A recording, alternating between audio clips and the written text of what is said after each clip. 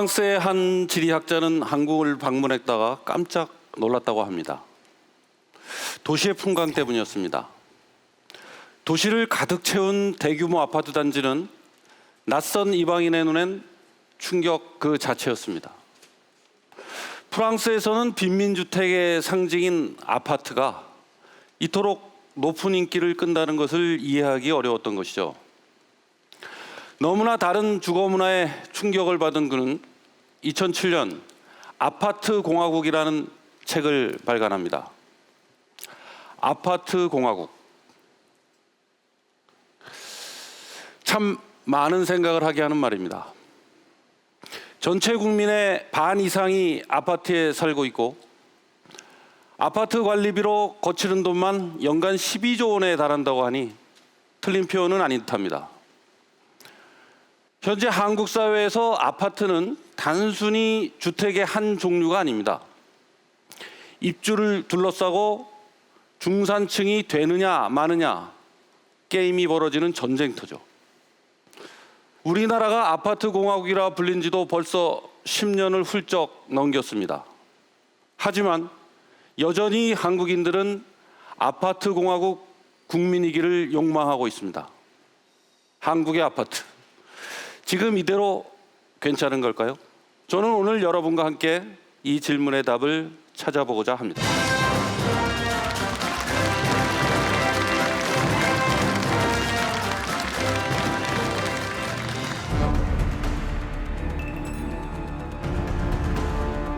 지금 이제 아파트 새로 이제 입주하신 분들은 마을버스 다니는 거를 반대를 하시더라고요. 집이 뭘까? 왜 우리는 아파트를 떠나고 싶었던 걸까?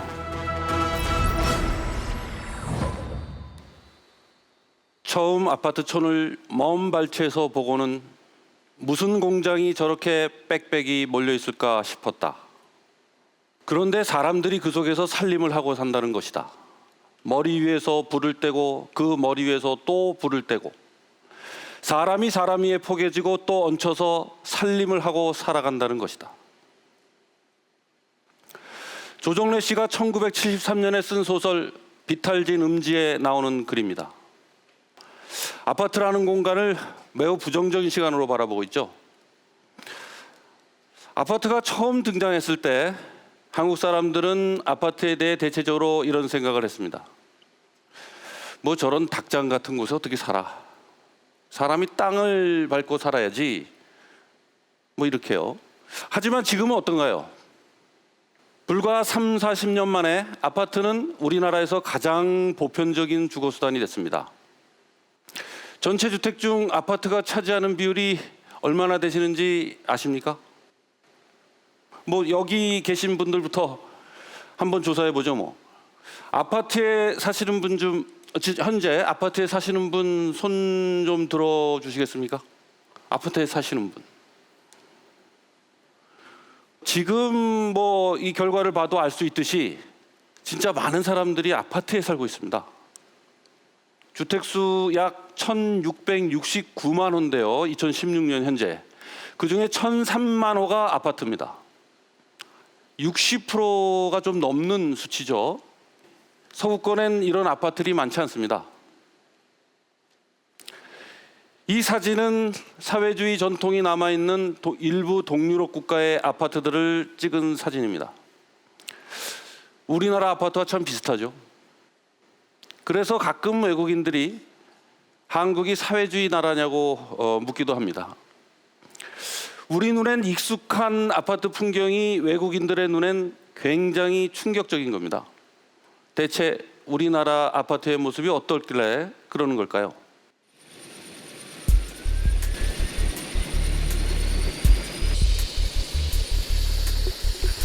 하늘에서 바라본 우리 도시의 풍경은 어떨까요? 제가 직접 헬기를 타고 한국 도시의 풍경을 살펴봤습니다. 헬기에서 내려다본 서울은 그야말로 아파트 숲이다. 한강을 따라 쭉 늘어선 아파트들은 곧 재건축을 앞두고 있다. 30년째 이어져온 이 풍경은 과연 어떻게 바뀔까? 아파트들이 굉장히 많이 졌다 하는데 밑에서 정자 이렇게 내려다 보니까 방방곡곡을 다 아파트 단지가 채우고 있다는 게 아주 실감이 나네요. 비단 서울만의 풍경이 아니다. 고속도로를 따라 늘어선 아파트들은 전국을 똑같은 풍경으로 만들고 있다. 더 큰 문제는 단지라는 특수한 공간이다. 일견 보기에는 저 골목들과 도로들로 쭉 연결돼서 펼쳐져 있는 것처럼 들어서 있는 것처럼 보이지만 실제로는 저 산 밑에 있는 아파트 단지처럼 각각이 울타리 쳐져 있는 그 저 섬들이 그냥 가까이 붙어서 늘어서 있다 뿐이죠. 그러니까 길과의 관계는 전부 다 담장으로 이제 다 이렇게 단절돼 있는 모습이죠. 모여 있다 뿐이지. 아파트와 길을 가로막는 아파트 담장. 이 담장이 외부와의 관계를 단절시킨다는 것이다. 사실 이 단지 담장이 갖고 있는 기능이 무엇이겠습니까? 방범의 기능이라고 할 수도 없고 넘어가려면 얼마나 넘어갈 수 있죠. 맘만 먹으면. 이 생활 공간을 공공의 생활 공간과 개인들의 생활 공간을 분리하는 경계로서의 기능밖에는 아무것도 없다고 말씀드릴 수 있겠죠. 국민의 절반 이상이 단지라는 작은 집단으로 나뉘어진 채 주변 지역과 소통을 거부하고 있는 것이다. 서울의 한 아파트 단지. 언덕길이 많은 이 단지 안에는 특성화 고등학교가 자리 잡고 있다. 학생들 대부분은 수도권 전역에서 지하철을 타고 통학한다. 과거에는 역에서 학교까지 이어진 마을버스를 이용했지만 동네가 재개발되면서 마을버스 운행이 멈췄다. 네, 저희도 이제 언덕을 한 2년 거의 2년 좀 넘게 더 다녔는데 힘들긴 하거든요. 여름 같은데 특히 비 올 때 너무 힘들어가지고. 여기 학교 오는 학생들이 대부분 다 집이 이렇게 멀다 보니까 차는 좀 그렇고 역에서 택시 타고 올라오는 애들은 좀 많은 걸로 알고 있어요. 마을버스가 없어진 후 아침마다 학생들은 등교 전쟁을 치른다. 왜 이런 일이 벌어진 걸까?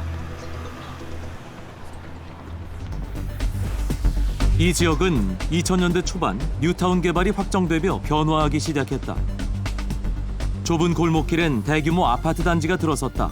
새로 들어선 아파트 단지 주민들은 마을버스 운행 재개를 반대했다.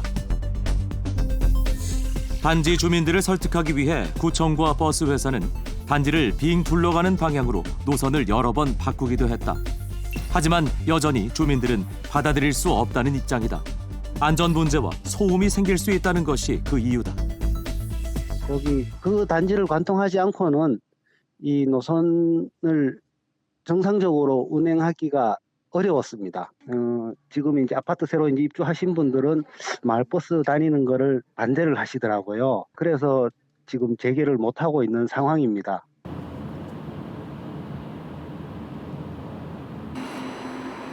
수도권의 또 다른 아파트 단지.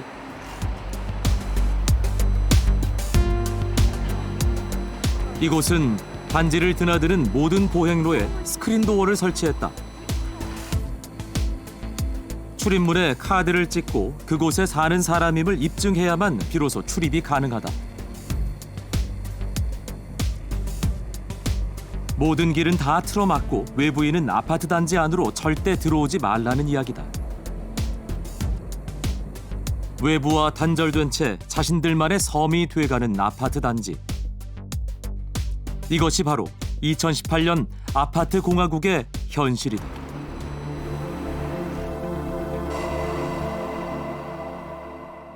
비극적이죠. 비극적이란 말밖에는 뭐 달리 할 말이 없을 것 같습니다. 단지를 담장으로 막는 것 뭐 보통이죠. 그 막는 것으로 모자라서 요즘은 저렇게 스크린 도어를 설치한다고 합니다. 심지어는요, 한 아파트에서 단지 사이에 철문을 만들어서 막기도 한답니다. 1단지 안에 있는 길로 2단지 사람들이 다니지 못하도록 길을 막는다는 거죠. 아파트 단지를 외부 사람들로부터 완벽하게 분리하는 겁니다. 그래서 저는요, 아파트 단지를 두고 도시 속 섬이라고 표현합니다. 아파트 거주민 외에는 다른 사람들은 절대 들어갈 수 없는 고립된 섬. 그런데 문제는 우리나라 아파트가 모두 단지로 이루어져 있다는 겁니다. 단지 수가 2만 9천 개 가까이 되는데요. 이게 무슨 얘기인가요? 우리 국민의 반 이상이 2만 9천 개의 작은 집단으로 분리돼서 각자의 담장 속에서 매일매일을 살고 있다는 겁니다. 뭐 그게 뭐 문제냐? 아파트 단지에서 각각 사는 게 무슨 문제냐? 뭐 이렇게 생각하시는 분도 있으실 수 있죠. 하지만 일반적인 동네와 아파트 단지는 많은 차이가 있습니다. 만약에 일반적인 동네의 골목에 가로등이 고장이 나면 어떻게 할까요? 가로등에 불이 안 들어오는 거예요. 며칠 동안 깜깜하게. 그러면은 뭐 구청에 민원을 넣겠죠. 그러면 구청 직원들이 해결해 주죠. 빠른 시간에. 하지만 아파트 단지에서는 어떨까요? 구청이 아니죠. 관리사무소에 얘기해야 됩니다. 구청에 민원을 넣어봤자 들어주지 않습니다. 아파트 단지는 사유재산이기 때문입니다. 사유지에서 일어난 문제를 세금을 써서 해결해 줄 리 없잖아요.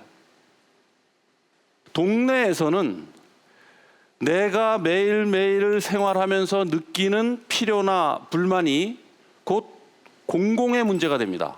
우리 사회 전체의 문제가 되는 셈이죠. 가로등을 고치고 함께 지역을 가꾸면서 함께 살아가죠.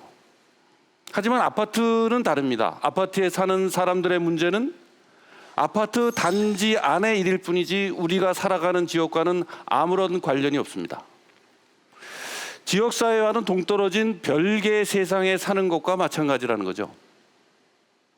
그러다 보니까 나와 다른 사람들과 더불어 사는 삶, 나와는 다른 너, 나와 다른 너를 인정하는 삶이라는 그런 공공적인 가치를 인식하는 태도가 굉장히 약해질 수밖에 없습니다. 아파트 단지 주민들이 마을버스 운행을 막고 혹은 또 임대 아파트 건설을 반대하고 하는 이유가 바로 여기 있는 거죠. 최근 SNS에서 화제가 됐던 사진입니다. 화제가 되고 있는 사진이죠. 한 아파트 단지 안내문인데요.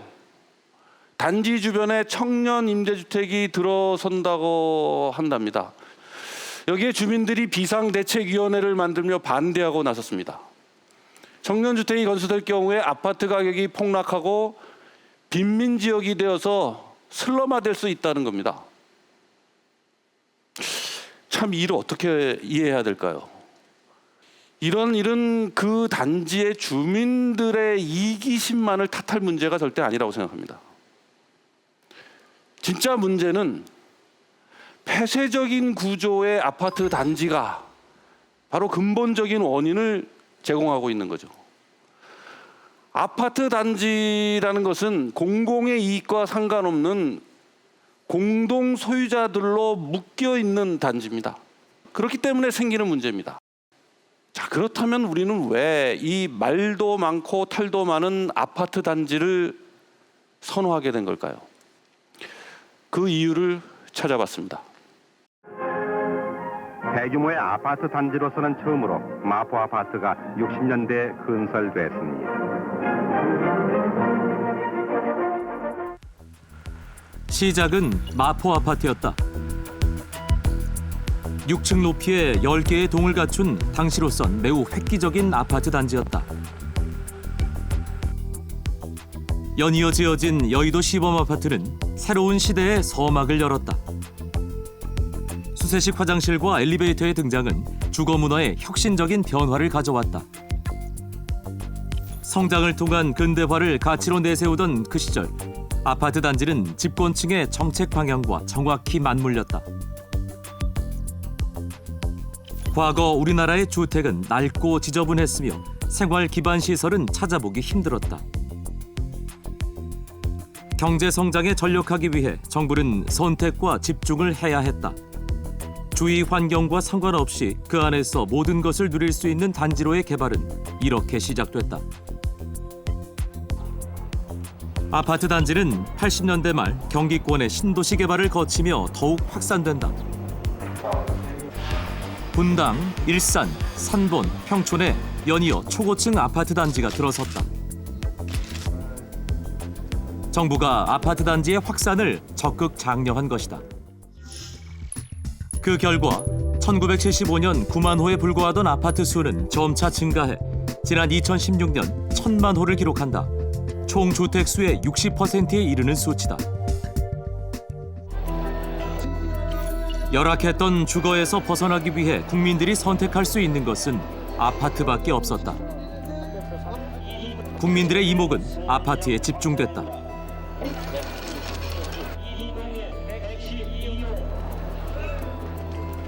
많은 이들이 아파트에 들어가길 원했던 탓에 아파트의 가치는 나날이 치솟았다. 높은 교환 가치를 가진 최고의 상품으로 자리매김한 것이다.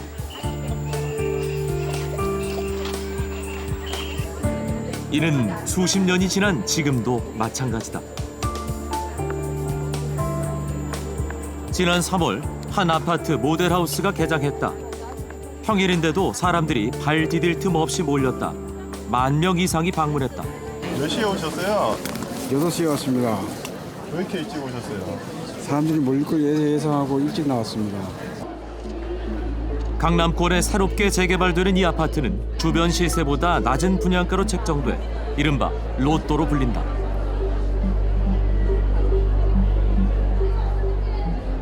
(5억에서 6억) 정도 차익이 나기 때문에 그 로또 당첨금이랑 어떻게 보면 약간 로또 당첨금만큼은 아니지만 그래도 그에 준하는 로또라고 보면 되겠죠. 일단 사놓기만 하면 가격이 상승하는 최고의 상품. 그것이 오늘날 대한민국의 아파트다. 현재 대한민국에서 아파트는 단순히 아이를 낳아 기르고 먹고 자고 늙어가는 그런 공간이 아닙니다. 자산 증식의 수단으로 생각하는 사람들이 훨씬 더 많죠. 그런데 아파트 사러 부동산에 가면 꼭 하는 말이 있습니다. 큰 단지를 사야 나중에 집값도 올라갑니다. 큰 단지를 사라는 겁니다. 그래야 집값이 오른다. 실제로 그렇습니다. 아파트가 한두 동뿐인 작은 아파트 단지나 나홀로 아파트는 인기가 없죠. 2022년 입주를 목표로 서울시 강동구에서 재건축되고 있는 이 아파트는 무려 1만 세대가 넘는다고 합니다. 나홀로 아파트보다 큰 규모의 큰 단지 규모가 큰 아파트가 더 비싼 이유가 뭘까요? 답은 우리 도시의 환경이 여전히 좋지 않기 때문입니다. 우리 도시가 공원도 제공 못하고 도서관도 제공 못하고 체육시설도 제공 못하고 있잖아요. 일반 동네에 그런 시설들이 있는 동네가 흔치 않지 않습니까? 1950년대와 60년대를 거치면서 세계 자본주의 국가들은 고도 경제 성장을 했습니다. 이때 서구권의 나라들은 국민들의 생활 환경 향상을 위해서 엄청난 돈을 쏟아붓습니다. 여러분 아시듯이 유럽의 동네마다 축구장이 있습니다. 미국은 야구장이 동네마다 있죠. 도서관, 수영장 동네마다 있습니다. 이것들이 다 이때 생겨난 겁니다. 그런데 우리나라는 선진국과 같은 여력이 없었습니다. 고도 성장을 할 때 한국 정부는 오로지 계속 경제 성장에만 전력을 기울였죠. 도로나 항만 같은 경제 성장의 필수적인 기반시설 투자에는 매우 적극적이었습니다. 하지만 시민 생활에 필요한 기반 편의시설은 턱없이 부족한 상태로 방치되었습니다. 그런데 경제가 성장하면서 국민들이 먹고 살만해졌습니다. 그러자 주거 환경에 대한 시민들의 욕구가 점점 높아졌습니다. 당연한 얘기죠. 정부는 고민할 수밖에 없죠. 폭발적으로 늘어난 국민들의 주거 환경에 대한 욕망, 이 욕망을 어떻게 해소해 줄 것인가? 그 해결책이 바로 아파트 단지였습니다.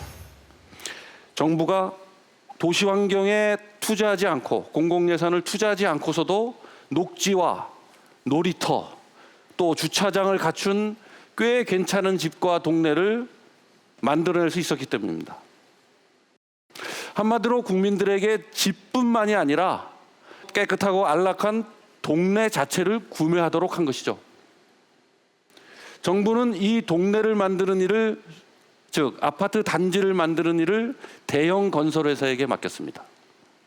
공사만이 아니라 설계도 하고 분양도 같이 하게 했죠. 건설사들로서는 반기지 않을 이유가 없었을 겁니다. 그래서 아파트 단지를 두고 건설사와 정부의 이해가 만든 합작품이다, 뭐 이렇게 비판하는 학자들도 여럿 있습니다. 결국 공공예산으로 국가가 해야 할 일을 시민들에게 구매하도록 떠넘겼다는 거죠. 사실 이런 아파트 단지가 우리나라에 없었다면 저는 우리 오늘날의 대한민국은 없었을 수도 있었겠다 이렇게 생각합니다. 단기간에 집중된 경제 성장에 큰 기여를 했다, 아파트 단지가. 이건 부정할 수 없는 사실입니다. 하지만 부작용도 있죠. 국가가 해야 할 일을 온전히 사적 영역에 맡긴 셈 아닙니까? 그러다 보니 부작용도 있습니다. 아파트가 삶을 누리는 주거 공간이기보다는 재테크 수단으로 변질돼 버렸습니다. 아파트 단지도 동네입니다. 사람들이 모여 사는 동네죠. 그런데 돈으로 사고 파는 동네입니다.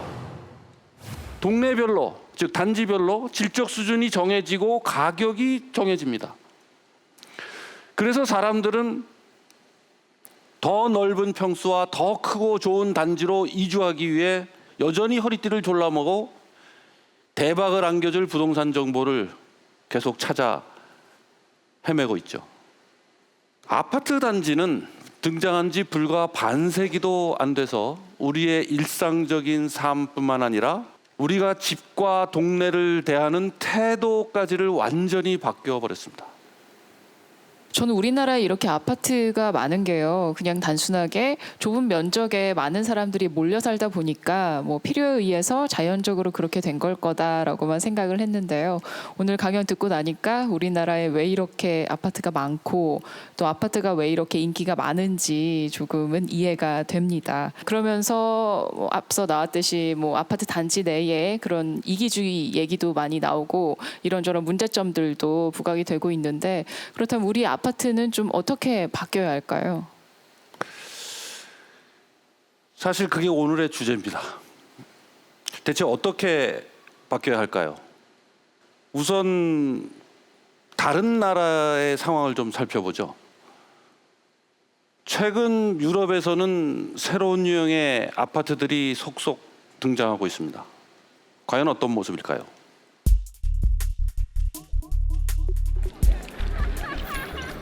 오스트리아의 수도 빈. 9년째 세계에서 가장 살기 좋은 도시 1위로 선정됐다. 주거 환경 부분에서 압도적인 우위를 차지했기 때문이다. 빈의 대표적인 사회주택 자르크 파브릭. So, dann kommen Sie weiter. Herzlich willkommen in unserer Wohngemeinschaft. Eine Wohngemeinschaft für 12 Personen in etwa mit unterschiedlichen, ja, je nachdem wer halt da ist.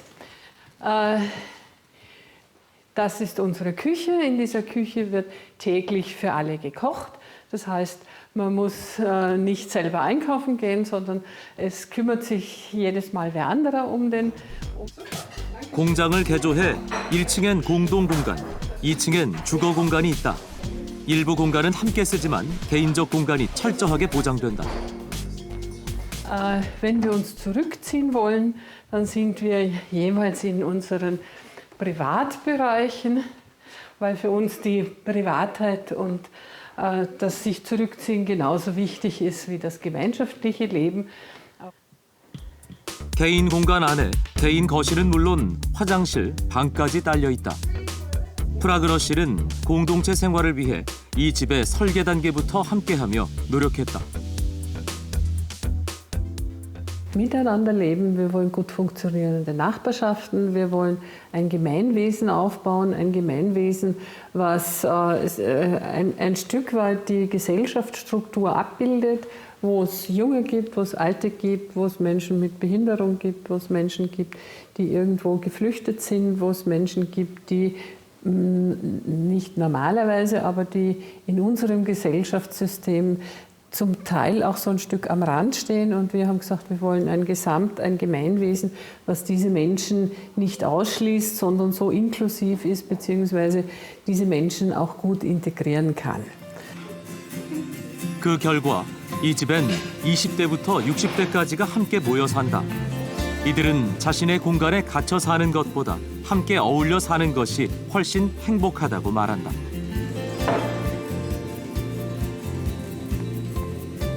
이 집의 또 다른 특징은 식당, 카페, 도서관 같은 다양한 공유 시설이 있다는 것이다. 특히 지하에 있는 수영장은 가장 인기 있는 공동시설이다.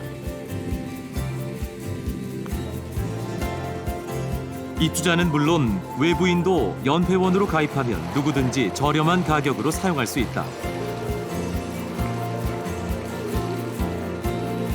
외부를 향해 문을 개방한다는 자르크 파브릭의 철학이 반영된 공간이다.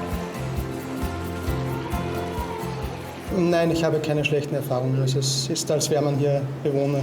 Es sind sehr offene Leute, sehr angenehme Leute. 이곳은 단순한 주택이 아니라 지역의 문화 공간 역할도 한다. 주변에 문화시설이 없어 근처 유치원의 아이들은 공연을 보기 위해 자르크 파브릭을 찾는다. 250석의 공연장은 빈에서도 상당히 지명도 있는 공연장이다. 1년 공연 스케줄이 이미 정해져 있을 정도다. 입주민들은 집이 외부인들과 함께 호흡하고 소통할 때 더 큰 가치가 생긴다고 믿는다. 이곳을 설계하고 가족과 함께 살고 있는 건축가 프란츠 숨리치 씨. 그는 이 단지가 이웃 주민과 함께하는 공간이 되길 바랐다. Wir haben das ein Jahr lang das Badehaus nur für uns gehabt, nur für uns alleine. Und nach einem Jahr war es total langweilig. Man hat immer die gleichen Leute getroffen. Es war überhaupt keine Abwechslung. Und dann haben wir das eben geöffnet nach außen. Jetzt haben wir 500 Gäste, die auch ins Badehaus kommen. Und seitdem ist es auch für die Bewohner interessant, dahin zu gehen. Ja? Weil es ist nicht nur für uns, sondern eben für viele Menschen. Der Hauptteil der Architektur ist sicher im Konzeptionellen schon gelegen. Also wie schaffen wir es, möglichst viele Menschen miteinander kommunizieren zu lassen? 빈의 또 다른 아파트, 하우스 미트 비에란드. 불룩 튀어나온 발코니가 눈에 띈다. 외부와의 소통을 위해 특별히 고안해낸 것이다. Wenn ich auf den Balkon gehe, auf die Veranda, auf die Loggia, dann bin ich schon halb öffentlich. Ich kann gesehen werden, aber ich kann auch sehen. Ja, das heißt, ich kann schon kommunizieren. Wir haben grundsätzlich die Gangflächen als Kommunikationsflächen angedacht, dass ich mehr oder weniger unterschiedliche Raumerlebnisse habe, wenn ich mich dort durchbewege. 이곳의 또 다른 특징은 바로 이 길이다. Ja, die Durchbewegung dieses Gebietes ist ein ganz wesentlicher Faktor, um das Gebiet zu funktionieren zu bringen. Es geht darum, die Leute durch das Gebiet zu ziehen, sozial, die eine Durchmischung zu erzielen. Zum Beispiel hier hinten wohnen Leute, die gehen dort vorne in den Supermarkt, die treffen sich hier mit den Leuten aus dem Quartier, die gehen hier durch und damit funktioniert eine Durchmischung, funktioniert eine sehr gute Kommunikation. 아파트를 가로지르는 개방된 통로를 만들어 거주민과 외부 사람들이 자연스럽게 접촉하게 되는 것이다. 실제로 아파트 단지 뒤쪽에 거주하는 사람들은 슈퍼마켓에 가기 위해 이 길을 사용한다. 아파트 단지가 도시와 분리되지 않고 연결돼 있도록 하는 역할을 하는 것이다.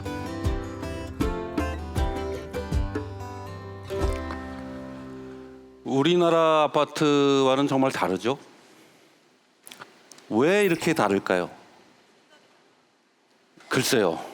우리도 과거엔 저렇게 살았습니다. 제가 어릴 때 생각을 해보면요. 학교에서 집까지 걸어 다녔습니다. 걸어 다니는 동안 수많은 이웃들의 집을 거쳐서 갔습니다. 그 중간에 친구도 만나고 뭐 친구 할머니도 만났죠. 하지만 지금은 이런 일이 별로 가능하지 않습니다. 아파트 단지라는 공간의 구조가 우리의 매일의 생활 속에서 가능한 소통을 제약하고 있기 때문입니다. 예를 들어 볼까요? 철수라는 아이가 한국 아파트 203동 1203호에 거주한다고 한번 생각해 봅시다. 자기 집에 가려면 우선 단지 출입구로 들어가서 203동을 찾아가야 합니다. 그리고는 3, 4호 라인 출입문으로 들어가야죠. 엘리베이터를 타고 12층에 내려서 1203호 현관문의 키를 눌러야 합니다. 이게 무슨 얘기인가요? 집에 가려면 반드시 이 순서를 따라야 하고 집에서 밖으로 나갈 때는 이 순서를 거꾸로 따라야 합니다. 모든 집이 사회와 접속하는 경로가 단 하나만으로 정해져 있다는 겁니다. 그 길 외에는 없습니다. 이러한 동선 구조를 건축용어로 나무 구조라고 합니다.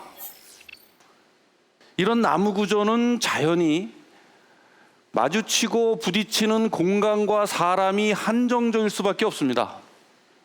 이에 비해서 골목으로 형성되어 있는 동네는 집에 이르는 경로가 단일하지 않고 다양합니다. 동네에 사는 철수는 집에 갈 때 약국 골목으로 돌아갈 수도 있고 근처에 있는 친구 집에 들렀다 갈 수도 있죠. 뭐 또 다른 길로도 갈 수도 있습니다. 자연스럽게 만나는 사람들의 범위도 매우 넓어집니다. 이러한 동선 구조를 그물망 구조라고 하는데요. 동선이 그물망처럼 연결되어 있어서 여러 가지 다른 경로를 선택하는 것이 가능하다는 거죠. 문제는 우리의 아파트 단지가 모든 집들을 공공의 공간과 직접 접속하지 못하도록 격리하고 있는 나무 구조를 취하고 있다는 겁니다. 서로 부딪히고 만날 수 있는 공간을 최소화시키고 있는 거죠. 우리가 매일 만나는 사람들이 우연히 부딪히거나 만나는 사람들이 이웃 사람들이 아니라 경비 아저씨인 이유가 바로 여기 있습니다. 흔히들 다가올 미래는 다양한 개인들이 빚어내는 협력, 그러한 협력이야말로 가장 중요한 성장 동력인 시대라고 말합니다.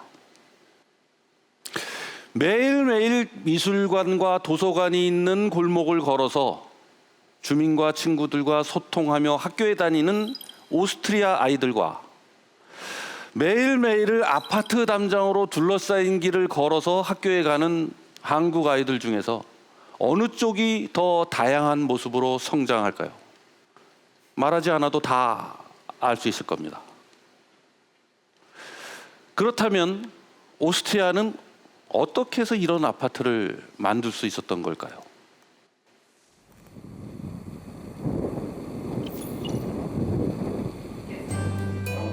한 회의실에 각계각층의 사람들이 모였다. 성별도 연령도 제각각인 이들은 공동주택을 함께 만들기 위해 모인 사람들이다. 바우그룹페라 불리는 이 모임은 부지 구입 때부터 함께 모인다. Ich gehe keiner Lohnarbeit nach vielen, vielen Jahren, wo ich das gemacht habe. Jetzt seit diesem Jahr werde ich ein bisschen aktiver. Ich würde aus jetziger Sicht einmal allein einziehen, also habe keine Kinder und ja. 벌써 1년째 매주 정기적으로 모이고 있다는 이들. 부지 선정부터 부자재 선정까지 모든 것을 입주민이 결정하다 보니 시간이 많이 걸린다. 이렇게 공동주택을 만들려고 하는 이유는 뭘까? Ich wollte gerne eine kleine Wohnung, eine möglichst kleine Wohnung, aber mit 2 Schlafzimmern. Und das gibt es eigentlich überhaupt nicht. Also das wurde jetzt speziell für mich geplant. 회의 끝에 완성된 설계도. 각자의 요구에 맞춰 설계된 집은 같은 평수라 할지라도 구조도 당연히 달라진다. 거주할 사람의 필요에 맞춘 집인 것이다. 이 집의 설계를 맡은 건축가 발더 씨. 다수의 요구를 반영하는 것이 어렵진 않았을까? Also ich glaube, dass im Wohnbau, also Architektur für mich ist nicht in erster Linie eine künstlerische Arbeit, sondern in erster Linie eine soziale Arbeit. Nicht? Es geht darum, dass möglichst alle Menschen aber eine gute Wohnmöglichkeit haben und der partizipative Wohnbau darüber hinaus ermöglicht es noch individueller zu gestalten. Das heißt, 오스트리아에서는 이런 방식을 통해 지어진 집을 흔히 볼 수 있다. 19세기 말 산업화가 급격하게 진행되면서 도시에 노동자들이 몰렸고 주택이 부족해지자 시민들이 직접 나선 것이다.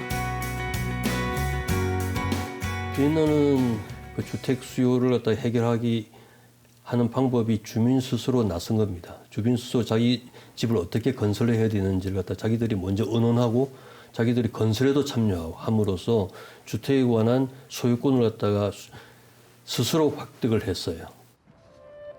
카벨베르크는 주민이 직접 건설에 참여해 만든 초창기 모델이다. 과거 이곳은 전기선을 생산하던 공장이었다. 경제적 위기로 공장이 파산하자 공장털은 버려진 채 방치됐다. 버려진 공장터를 살린 것은 시민이었다. 시민이 시와 협의해 공장터에 임대주택과 아파트를 만든 것이다. 이곳에서 12년째 살고 있는 부부. 이 부부는 몇 년에 걸쳐 시민들이 주도한 공장 재개발 프로젝트에 깊이 공감해 이곳으로 이주해왔다. 이들은 당시 이웃들의 불만에 대해서도 잘 알고 있었다. Und hier war das Problem, dass es hier ja sehr niedrige Siedlungen gibt und dass man natürlich befürchtet hat, dass da Probleme geben wird. 시 관계자, 정치인, 지역 주민과 입주자들이 함께 논의하고 설득한 끝에 지역과 공존하는 대규모 아파트 단지가 탄생했다. 이런 과정을 거친 후 탄생한 이 집은 이웃 간의 소통이 용이하게 만들어졌다. 집으로 가는 복도에는 각자의 테라스가 있고 이 테라스를 지나서야 개인 집으로 들어갈 수 있다. Ja, wir treffen uns hier halt. Das Gute ist, dass man, wenn man zur U-Bahn geht, sitzt immer jemand draußen und man kann reden. Und so lernt man die Leute dann auch kennen. 시민들의 주도로 다양한 거주 형태를 만드는 비는 자신들의 주거 방식을 빈 모델이라 칭하며 자랑스러워한다.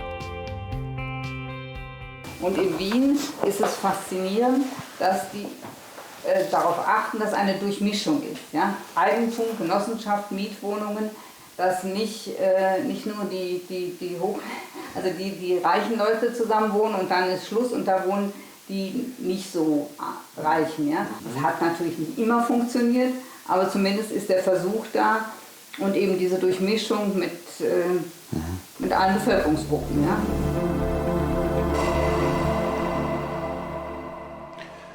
근대화의 바람을 타고 다른 대도시들처럼 빈 역시 많은 인구가 몰려들었습니다. 하지만 이들을 수용할 곳이 마땅치 않았죠. 폭증한 인구를 수용하기 위해 많은 집을 지어야 했죠. 하지만 우리나라처럼 주택 건설을 정부가 이끈 것이 아니라 시민이 주도했습니다. 시정부는 여기에 맞는 제도와 법령을 만들어서 주택 건설을 뒷받침했을 뿐이죠. 비인에는 시민들과 시 공무원들이 참여하는 게비츠 페트로니엄이라는 것이 있는데요. 이름이 참 어렵죠. 이 협의체는 주택이나 길, 지역에 대한 주민의 요구 혹은 불만을 듣고 시의 주거 정책에 반영합니다. 주민들은 이런 소통 공간을 통해서 자신들의 집을 만들어가는 거죠. 하지만 우리나라의 사정은 어떤가요? 주택 공급자가 설계와 외부 형태와 내부 시설까지 모두 결정해 놓죠. 그리고서는 아파트를 찍어내는 공산품처럼 판매합니다. 집을 사는 사람은 공급자의 결정에 자신의 욕구를 맞춰야 할 수밖에 없습니다. 김소리 아나운서께 여쭤보죠. 살고 싶은 집에 대해서 생각해 보신 적이 있나요? 그런 질문에 답을 하기 되게 막막하게 느껴지는 게요. 어떤 집에 살고 싶은지 뭐 집의 구조에 대해서는 생각을 해본 적이 없어요. 그냥 살고 싶은 집 하면 어느 동네에 살고 싶다.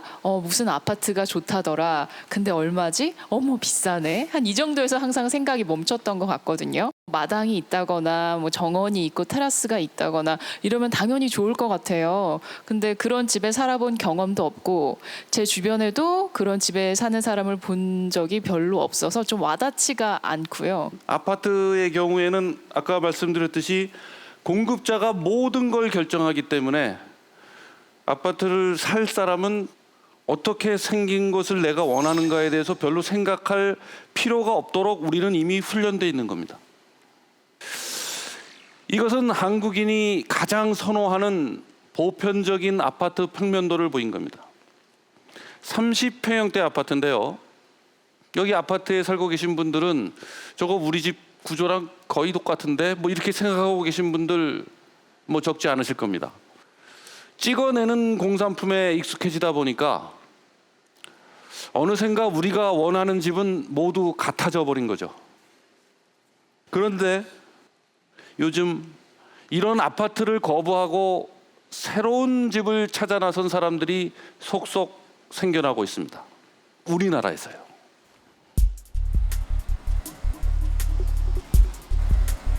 주목할 만한 공동주택이 있다고 해서 제가 찾은 곳은 부산광역시입니다.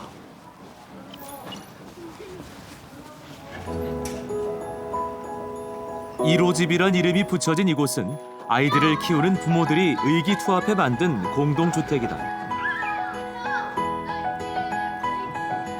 280평 대지 위에 4층짜리 건물 2채. 얼핏 평범한 빌라처럼 보이기도 하는 이곳의 특별함은 무엇일까? 집 안을 들여다봤다. 안녕하세요. 안녕하세요. 네. 안녕. 안녕하세요. 이곳에서 3년째 살고 있는 김민지 씨. 그녀는 주변의 반대를 무릅쓰고 이 집에 입주했다. 시작이 이 집을 지금 부모님이 워낙에 반대를 하셔서 여기 입주하시는 거를? 네. 그렇게 이상적인 동화 같은 집에 살려고 하냐 아파트를 버리고 그 부동산 가치 있는 그 아파트를 버리고 그냥 주택에 가겠다고 그래서 엄청 반대하셨거든요. 하지만 민지 씨에게 부동산 가치보다 더 중요한 건 어떻게 아이들을 키울 것인가였다. 안에서는 어쨌든 애들이 마당에서 놀던지 뭐 애들이 저렇게 지금처럼 자꾸 왔다 갔다 해요. 네, 그러니까 자연스럽게 열리죠 문이. 문이 열려 있다는 건 묵시적으로 사람들한테 우리 집이 개방되어 있다는 그런 의미잖아요. 이제 그런 집들에 이제 방문하기도 더 쉽고 이제 좀 소통하기가 더 쉽죠. 그리고 그렇게 자연스럽게 되는 구조인 것 같고. 민지 씨의 딸 서연이와 함께 어울리는 이 아이는 바로 옆집 친구다. 얘 훈련시켜와. 누구 집인지 모를 정도로 자연스러운 모습이다. 민지 씨 집은 그 구조가 조금 독특하다. 복층 구조지만 층간소음을 줄이기 위해 아이들이 뛰어노는 거실을 위층에 두었다. 건반 맞추셨어요? 살아보니까 제가 이제 음식 냄새가 방에 올라가지 않으니까. 네, 그래서 제 라이프 스타일에는 맞는 집이에요. 1호 집의 14가구는 모두 각각의 생활 방식에 맞춘 설계를 했다. 안녕하세요. 어서 오세요. 시작이 됐어. 1호 집을 만든 안소희 씨. 어떻게 이런 집을 구상하게 된 것일까?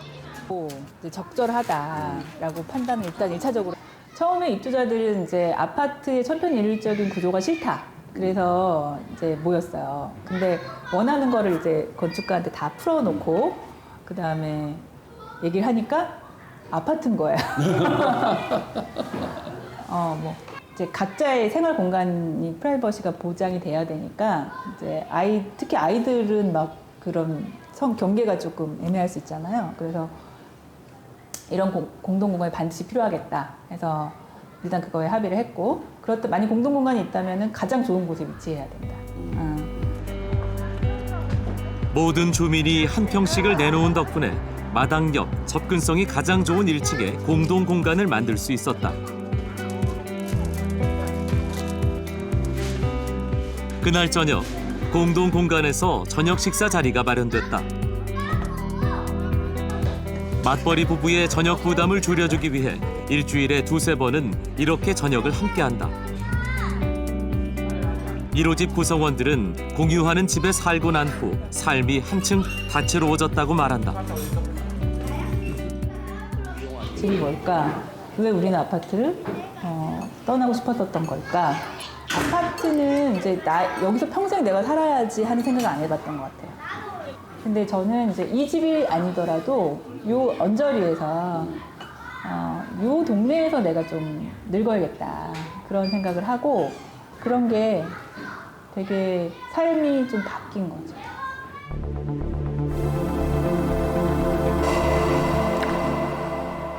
보는 사람에 따라서 저 집을 바라보는 관점이 다를 겁니다. 뭐 부러워하는 사람도 있겠죠. 그렇지만 난 저렇게 못 살 것 같다, 저렇게는 못 살 것 같다, 뭐 이렇게 생각하는 사람들도 있을 겁니다. 하지만 한 가지 분명한 것은 저 1호집 구성원들에게 집이라는 것은 부동산이 아니라 아이들을 키우고 이웃들과 소통하는 삶을 담는 그릇이다라는 겁니다. 세상이 변하고 있습니다. 개발의 시대를 지나서 재생의 시대로 접어들었다, 뭐 이렇게 얘기하죠. 대규모 개발이 아니라 장소마다의 다양성이 존중되는 패러다임으로 변하고 있는 겁니다. 과거에 우후죽순으로 지어졌던 수많은 아파트 단지들이 재건축을 기다리고 있습니다. 자, 재건축을 통해서 더 높고 더 큰 아파트 단지를 만들 것인가? 아니면 장소마다의 다름과 사람마다의 다름을 존중하는 도시재생의 관점으로 접근할 것인가? 생각해 봐야 할 시점입니다. 집은 무엇이고 거주한다는 것은 무엇인지 그 의미부터 되짚어 봐야 합니다. 국민의 반 이상이 아파트에 사는 시대입니다. 마을이라는 전통적인 삶의 터전은 사라졌죠. 단지로 구획된 딱딱한 콘크리트 세계에서 시세와 평수에 따라 계층이 나뉘고 사귀어야 할 친구가 구분되는 세상이 됐습니다.